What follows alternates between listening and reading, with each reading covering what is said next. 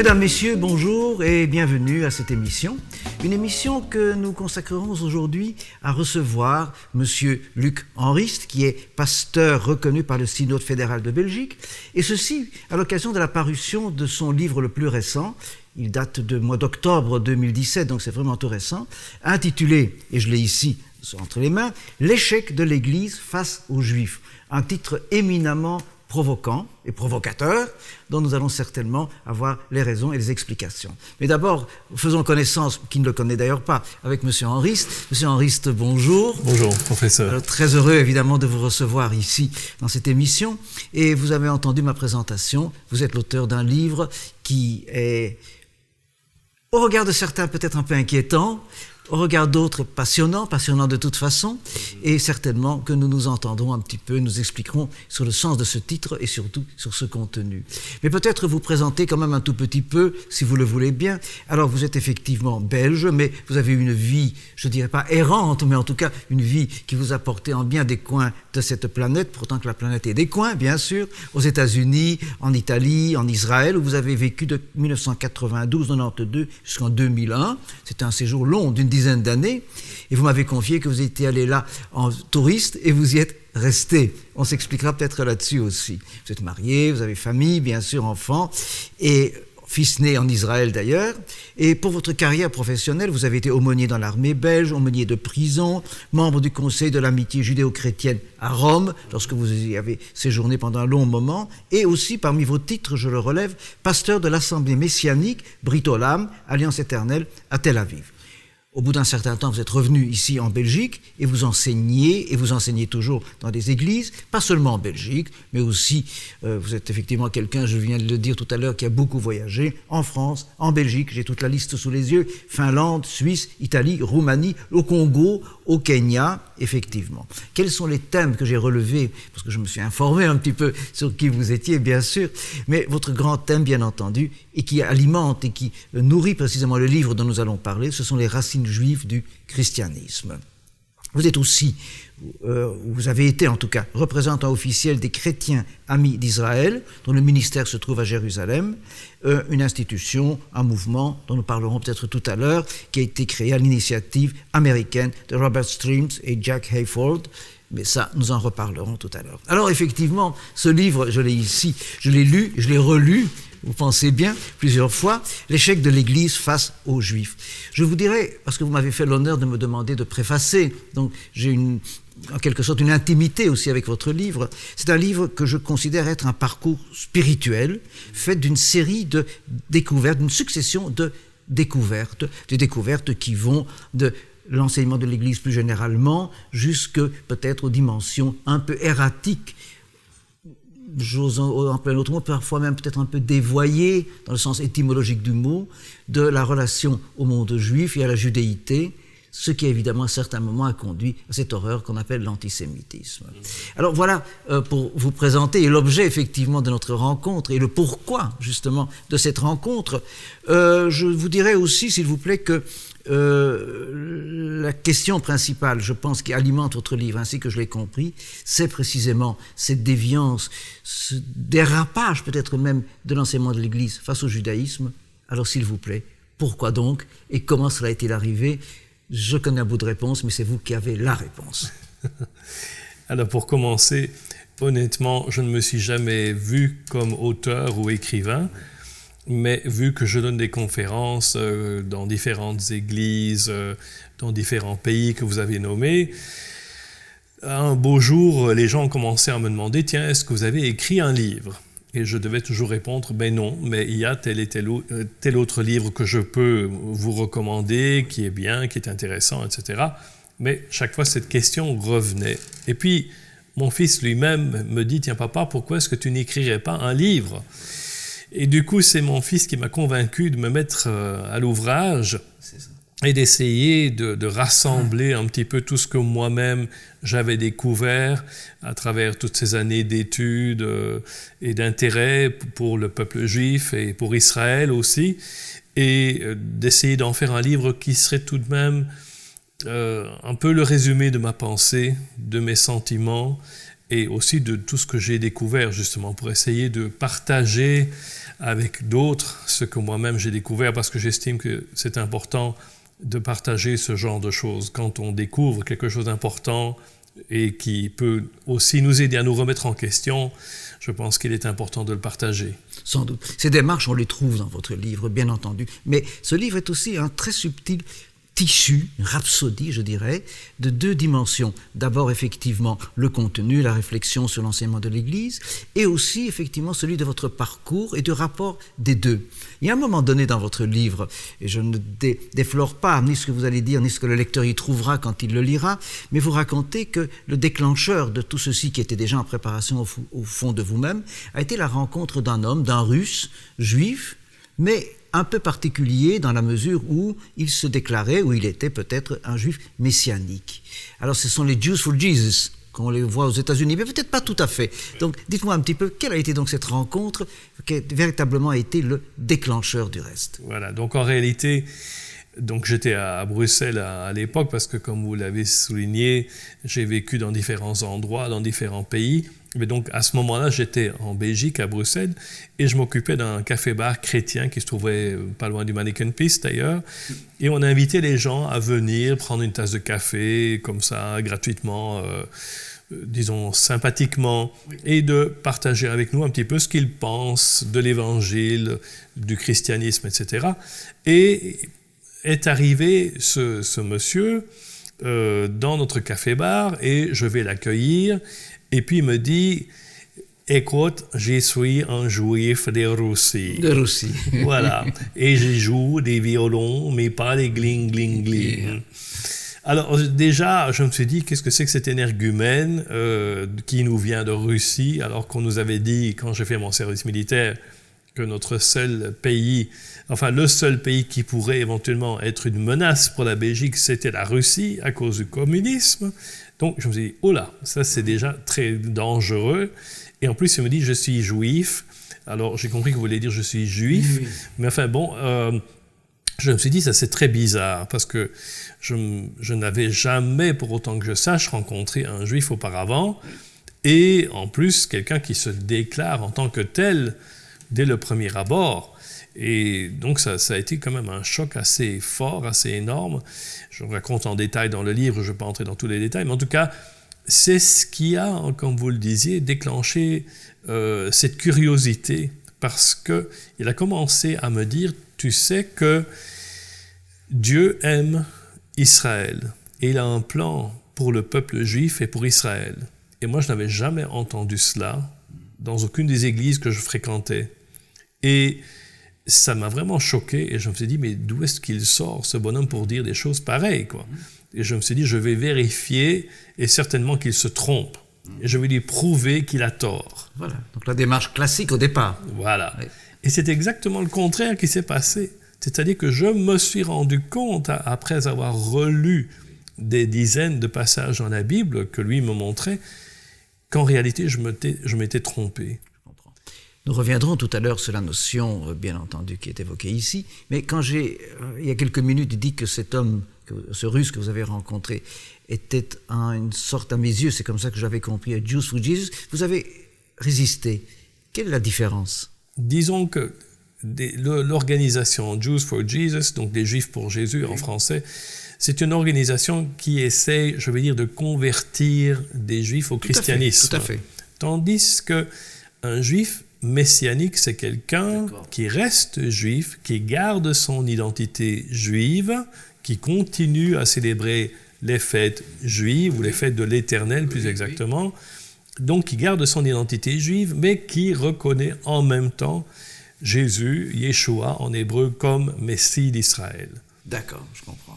Donc, on confond souvent les deux. Hein, oui, tout à fait. Très souvent. Je pense que c'est bien clarifié. D'accord. Et alors, à partir de ce moment-là, je raccourcis un peu l'événement, mais tout de même, vous êtes dit, je dois m'approcher de la Bible, je dois la lire sans doute dans son texte original, parce que traduttore, traditore, évidemment, et dès qu'on n'a pas accès au texte original, dans sa langue originale, nous ne pouvons que lire des paraphrases, à la rigueur, parfois de très bonnes paraphrases. Vous avez dit, je dois apprendre l'hébreu. Et je vous y incite, évidemment, je vous tends un peu la perche, mais c'est vrai, vous êtes, approché de la lecture de l'hébreu vient un incident, alors on l'interprétera comme on voudra, dû au hasard le plus pur, à moins que cet incident ne soit providentiel.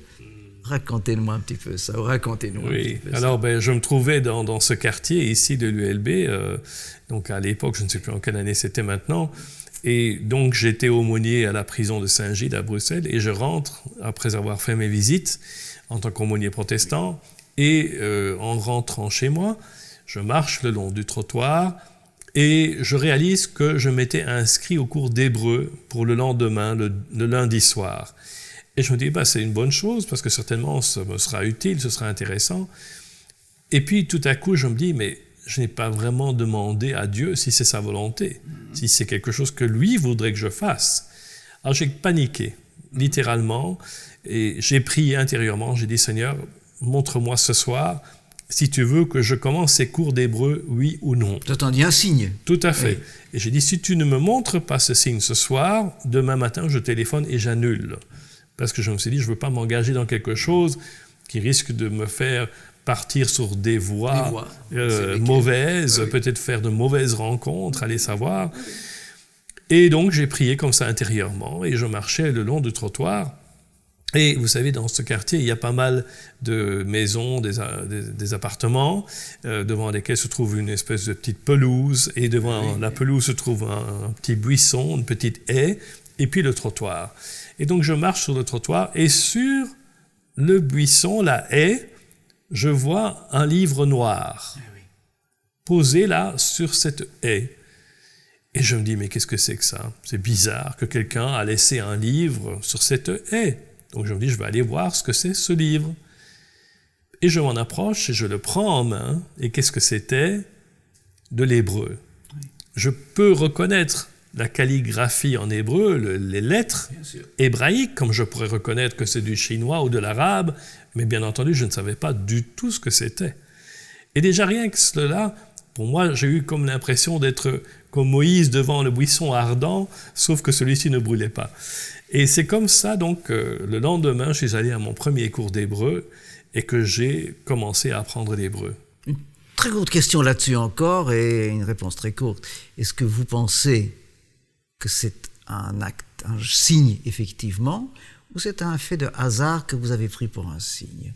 Et si je pose la question, elle n'est pas tout à fait anodine, parce qu'elle nous permet d'entrer un petit peu dans votre univers spirituel. Mm-hmm. Mais écoutez, en tout cas, pour moi, personnellement, il n'y a pas de hasard. Voilà. Ou alors le hasard, comme vous savez, ça crée avec un H comme Hachem. Voilà. Donc, c'est Dieu qui agit en coulisses, on va dire, le hasard. Et donc, non, pour moi, j'ai vraiment vu ça, parce que j'avais prié quelques minutes, quelques secondes auparavant, spécifiquement, pour avoir un signe. Donc, ce n'est pas arrivé comme ça, fortuitement, mais je m'attendais à quelque chose, premièrement. Et deuxièmement, ce livre, le lendemain, j'ai demandé au professeur d'hébreu, qu'est-ce que c'est que ce livre? Et il m'a dit, c'est la Bible, qu'on donne à tout soldat qui entre dans l'armée israélienne. Donc, pour moi, c'était vraiment clairement relié non seulement au peuple juif, mais plus spécifiquement à la Bible. Sans doute. Donc pour moi, c'était vraiment un signe que j'ai interprété comme venant de Dieu. Oui.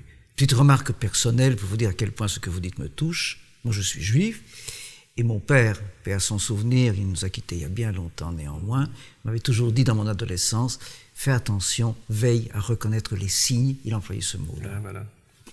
C'est certain. Voilà. Dieu veut certainement souvent nous faire des petits clins d'œil. Ouais, le problème, c'est qu'on ne les voit pas toujours. On ne les voit pas toujours, eh oui. Ceci étant, vous avez vu, et je prends la chronologie même de votre livre, une des premières choses que vous avez vues, c'est l'antisémitisme. Alors cet antisémitisme, qui est un immense sujet dont nous ne pouvons parler que pendant quelques secondes ici, comment l'avez-vous perçu et reçu, pardon d'être brutal dans le propos, en pleine figure?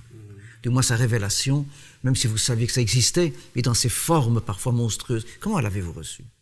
Mais en réalité, j'en ai entendu parler, bien entendu, comme tout le monde à l'école, à travers les cours d'histoire sur la Shoah, et puis d'autres incidents. Malheureusement, aujourd'hui, dans certaines écoles, on n'enseigne plus ces sujets, car on a peur d'aborder la question de la Shoah et de l'antisémitisme en général, parce qu'on estime que c'est exagéré ou que ça ne s'est pas produit véritablement comme cela, etc.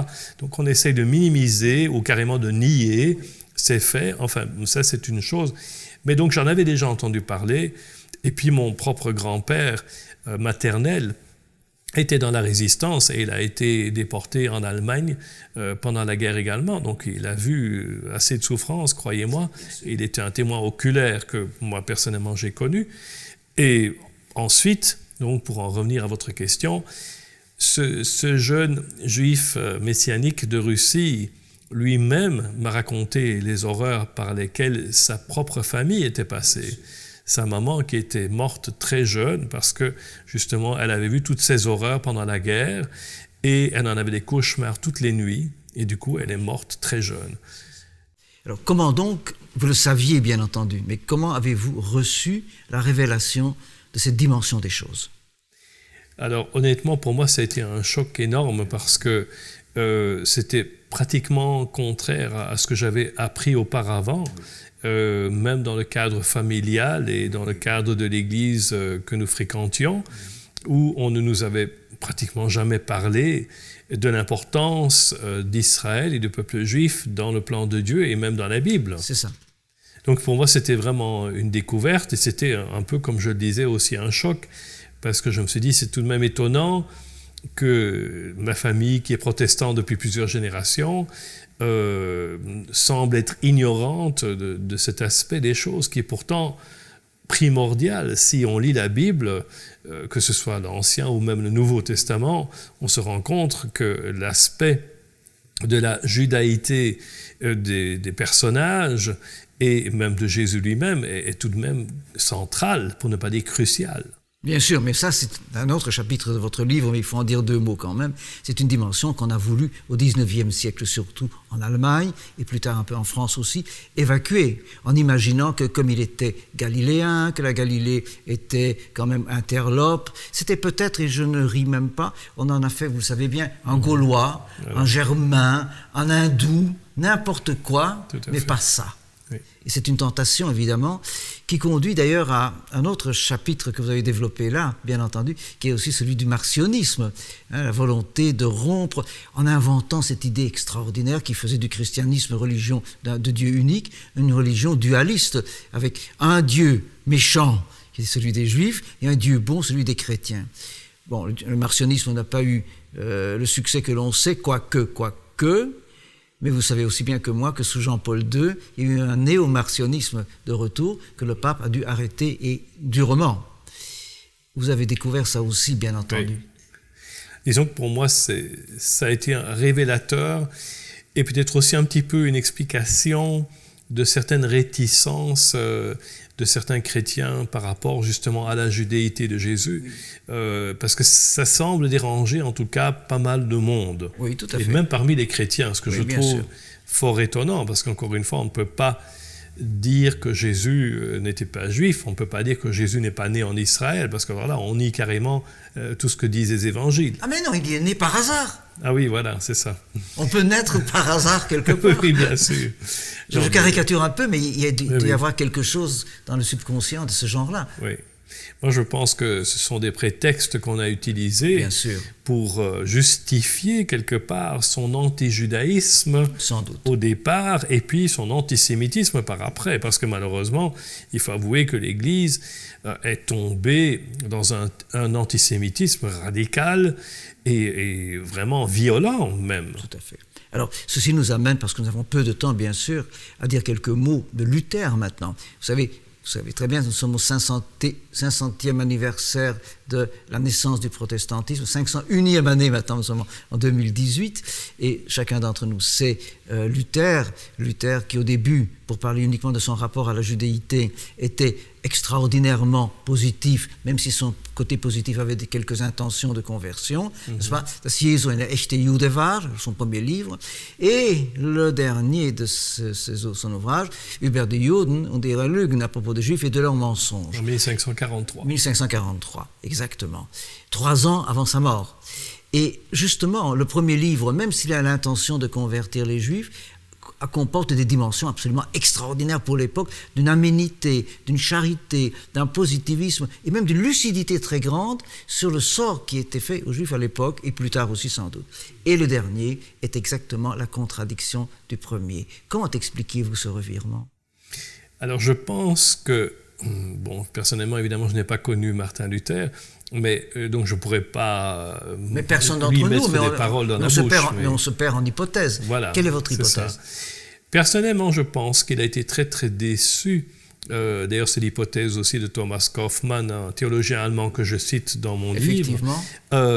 Cette hypothèse, donc, c'est de dire qu'en réalité, il a été terriblement déçu après avoir réalisé que les Juifs auxquels il avait lancé des compliments en leur disant Jésus était juif, etc., dans son premier livre de 1523, oui, je dis bien. Oui. Il pensait qu'en disant ces choses, que tous les Juifs allaient se rallier à sa cause, allaient tous se convertir en masse au protestantisme. Et quand il a vu que ce n'était pas le cas, il s'est fâché, et il s'est fâché à un tel point qu'il est devenu un des pires ennemis du peuple juif. Et au point où, malheureusement, pratiquement 400 ans plus tard, ces paroles ont été reprises pour justifier des actes antisémites atroces pour en arriver à la Shoah. Sans doute, ça c'était l'effet du nazisme. Alors, je connais un petit peu le sujet, et donc je pense qu'il est utile qu'entre vous et moi, nous clarifions les choses. On a dit parfois avec légèreté et facilité que c'est Luther qui a provoqué le nazisme. Je ne crois pas qu'il faille dire ça. Non. Le nazisme a été, il aurait été, quoi qu'il en soit. Mais il est vrai que le nazisme a instrumentalisé Luther. Et quand il y a eu ces déclarations fameuses, vous en citez d'autres dans votre livre, mais de l'évêque de Thuringe, qui au lendemain de la nuit de cristal avait dit que cette tragédie qui a été faite cette nuit-là, ce massacre, etc., était le plus beau cadeau que l'Allemagne pouvait offrir à Luther. Il y a quand même quelque chose de dévoyé là-dedans. Oui, disons que le petit clin d'œil à Luther n'était pas tombé par hasard, parce que comme vous le savez, Luther était né donc la nuit même. Voilà, la nuit même de la nuit de cristal. Voilà, la nuit de cristal. Donc, en réalité, les autorités avaient certainement planifié que tout cela se passe exactement cette nuit-là. C'est un mystère. Vous croyez que la date était choisie? Ah oui, absolument. Ça, j'en suis persuadé, vu que c'était un jour férié légal en Allemagne. D'accord, pour ça. Martin Luther Tag. Natürlich. Le jour de Martin Luther. Bien sûr. Donc, tous les Allemands étaient conscients du fait que ce qui s'était passé dans la nuit précédente, c'est-à-dire du 9 au 10 novembre 1938, avait un lien direct avec le jour de la commémoration de l'anniversaire de Martin Luther. Bien sûr. C'est dramatique. C'est triste. C'est dramatique aussi, voilà, bien absolument. entendu. Oui. Heureusement, parce qu'il faut quand même dire les choses, même si une partie importante de l'église luthérienne s'est ralliée à Hitler, il y a eu quand même, heureusement, l'église confessante, quelques grandes figures, dont Bonhoeffer, évidemment. Bien sûr. Heureusement, mais Niemöller aussi. Ils n'étaient pas tellement nombreux, mais quand même 7 000, me semble-t-il, sur 30-35 000. Je vais vous donner les chiffres exacts. Quels sont les chiffres exacts? 6 000 sur 24 000. Ah bon? Donc un tiers. À peine. Un tiers à peine, mais compte tenu du contexte, et je ne veux rien défendre plus qu'il ne faut, c'est quand même admirable. Hein? Oui. Ces gens-là ont risqué leur vie, la vie de leur famille, et donc ce sont des héros. Donc, le comportement était héroïque. Excusez-moi, je me suis trompé, c'est 6 000 sur 18 000 en fait. 6 000 sur 18 000, c'est un tiers. Voilà, exactement. Un tiers, bien sûr. Mais de toute façon, peu importe. Pour moi, personnellement, c'est ce que je dis souvent aussi par rapport à ce qui s'est passé pendant la Deuxième Guerre mondiale avec la Shoah. Je dis, bon, c'est vrai qu'il y a eu quelques chrétiens qui ont fait l'effort de sauver quelques juifs, et c'est très bien, on me rappelle toujours certains noms, le pasteur Trocmé de Chambon-sur-Lignon, Corrie ten Boom d'Amsterdam, etc. Il y a eu quelques exemples de ce genre-là. Mais si vous allez au musée de Yad Vashem aujourd'hui, comme vous le savez, hein, professeur, on a en tout et pour tout 27 000 juifs, et j'agrandis. 27 000 justes. 27 000 justes parmi les nations qui sont reconnues à Yad Vashem. Alors, sur la population entière de tous les chrétiens européens de l'époque, c'est une goutte dans l'océan. C'est vrai que c'est une goutte. Mais quelle goutte héroïque! Bien sûr. Mais moi, ce que je dis, c'est qu'il aurait fallu au moins un seau et pas seulement une goutte de juste, qui aurait pu sauver beaucoup de Juifs, qu'ils soient des enfants, des adultes. Bien sûr. Alors vous savez, on ne refait pas l'histoire et on ne peut pas faire tourner le film de l'histoire à l'envers. Les choses ont été, hélas, qu'elles ont été, mais il y a quand même des rebonds. Et ceci nous amène à parler peut-être du dernier volet de votre livre, quoique nous n'ayons pas évoqué tout, parce que ce n'est pas possible. C'est évidemment l'existence des églises évangéliques sionistes, dont il faut un peu parler, parce que le terme sionisme aujourd'hui est un terme très politisé et mal vécu et mal reçu par beaucoup. Mais encore faut-il savoir ce qu'on entend par l'évangélisme sioniste. Ce n'est pas exactement ce que l'on en croit en ne sachant pas de quoi il s'agit. Voilà. Donc en réalité, ce n'est pas une nouvelle secte, ce n'est pas une nouvelle dénomination, mais c'est simplement un retour au texte biblique qui nous parle clairement de la place de Sion, qui est Jérusalem dans le plan de Dieu, et de l'amour de Dieu pour cet endroit, pour ce pays. Et je crois que c'est tout simplement cela. Quand on se dit sioniste, ça veut dire qu'on aime Sion et qu'on veut retourner au fondement de la Bible qui nous parle de Sion, si bien dans l'Ancien Testament que dans le Nouveau. Tout à fait. Et c'est un terme indéniable, et c'est un terme qui montre bien, notamment dans Romains chapitre 11, il est écrit le libérateur viendra de Sion. Tout à fait. Les chrétiens attendent le libérateur, celui qui va venir nous sauver, nous libérer finalement, et il nous est dit là dans ce texte qu'il viendra de Sion. Tout à fait. Donc, si certaines personnes ont des problèmes avec Sion, moi je ne sais pas comment est-ce qu'ils vont pouvoir accueillir le Messie qui va revenir à Sion, vu que c'est contre leurs propres opinions.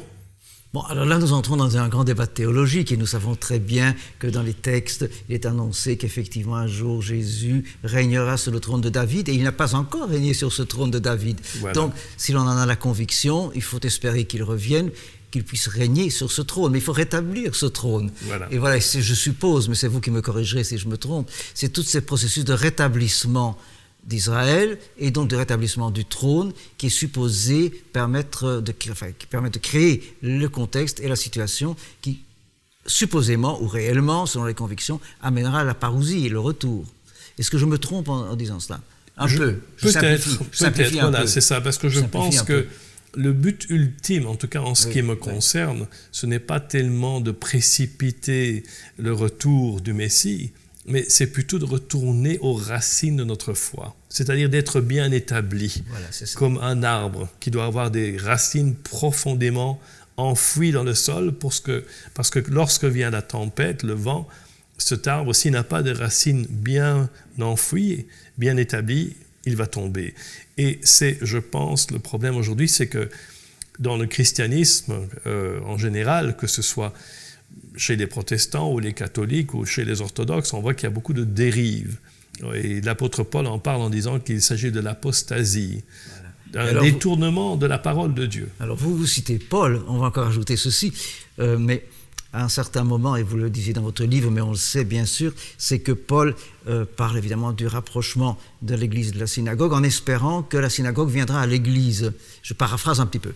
Et vous dites dans votre livre que c'est une mauvaise lecture, et en réalité, ça ne veut pas dire que le monde non-juif va devenir juif, pas du tout, mais que ce monde non-juif ira vers la synagogue pour reconnaître ce qui est sa signification. Tout à fait. Radicale, au sens étymologique du mot. Absolument. Moi, je pense personnellement que cette découverte, pour moi personnellement, du judaïsme et d'Israël et du peuple juif n'a fait que renforcer ma foi. Je dois vous avouer, franchement. J'ai découvert que le Dieu que j'adorais, je ne le connaissais pas. Je ne savais pas vraiment qui il était. Ce Jésus que j'aime, que j'essaye de suivre dans mes faibles capacités, je ne savais pas qui il était. Je n'avais pas ce concept d'un Jésus humain qui est venu sur terre et qui a marché parmi nous sur cette terre d'Israël. Bon, je ne veux pas prêcher contre moi, mais vous comprenez aussi, moi j'essaie de comprendre que dans l'esprit d'un chrétien, catholique ou protestant ou autre, découvrir un jour qu'il vénère un juif même si effectivement, par la consubstantialité et tout le reste, on pense bien que cet homme était Dieu lui-même, mais ce Dieu s'est incarné en un juif. Révérer un juif, alors que tout le thème du déicide est encore en filigrane, c'est quelque chose d'extrêmement difficile à réaliser au sens plein du mot, à concevoir et à accepter même. Oui, et je le vois même encore aujourd'hui, bien des fois, quand je vais dans certaines églises, les gens me font souvent cette remarque, mais comment pouvez-vous aimer Israël et le peuple juif, qui est le peuple qui a tué Jésus? Alors je dis, vous savez, Jésus, il n'était pas plein de ce que les Juifs allaient lui ôter la vie. Au contraire, il a dit dans Jean chapitre 10, « Personne ne m'ôte ma vie. Je donne.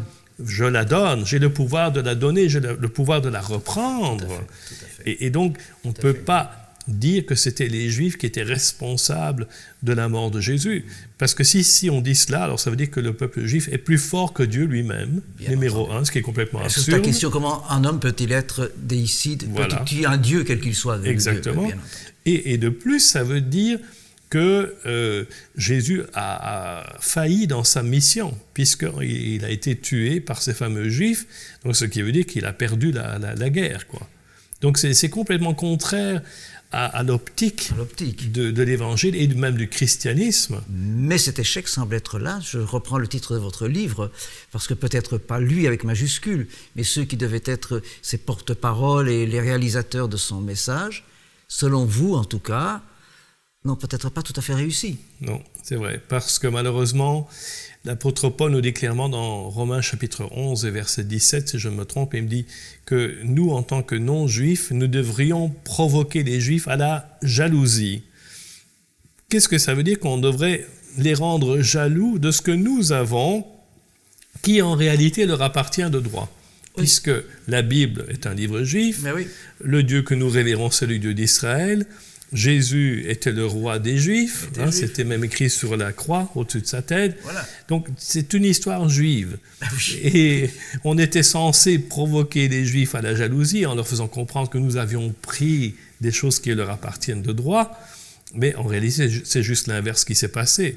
C'est-à-dire qu'au lieu de provoquer les Juifs à la jalousie, qu'ils aient envie de nous rejoindre, on les a carrément conduits à la colère. Remarquez alors que nous revenons 20 secondes au premier livre de Luther, Das Jesu eine echte Jude war. Je paraphrase un peu le titre, c'était presque celui-là.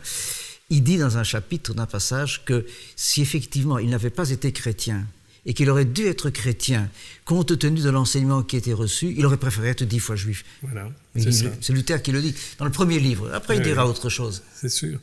Mais de toute façon, je pense que ce qui est crucial, c'est tout de même de retourner au fondement de notre foi en tant que chrétien et de comprendre d'où nous venons, d'où vient notre foi, qui sont les personnages qui ont aussi donné les bases de notre foi. Donc Jésus en commençant, bien entendu, et puis les apôtres, les disciples. Bien qui sûr. Étaient-ils? Tous des Juifs. Tous des Juifs, évidemment. Voilà, qui fréquentaient la synagogue et qui fréquentaient le temple.